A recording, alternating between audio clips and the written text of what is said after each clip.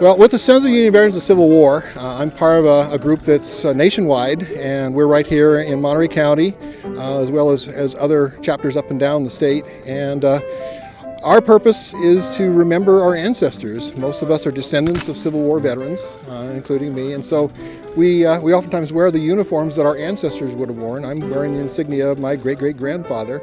And so we come here to honor them and just to educate people to remember that the Civil War, even though it was 150 years ago, was a part of our history that a lot of families don't forget easily, because going back in the 1860s, we lost about 1 in 11 young men in society. More souls lost their lives, counting both sides, the Union and the Confederacy in the Civil War, then if you add up the American Revolution, the War of 1812, the Mexican War, the Spanish-American War, World War I, World War II, the Korean War, and even part of Vietnam combined.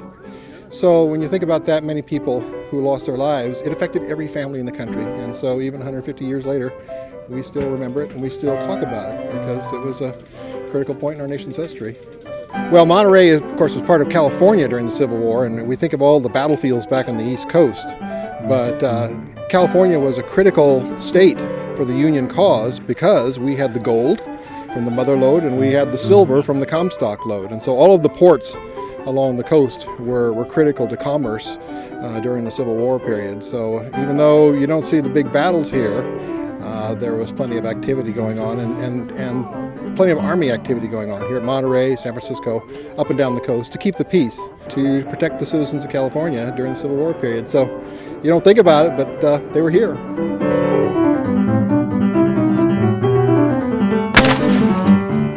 I think everyone comes to it with different questions, different interests. You know, you have people who are really interested in Civil War era guns.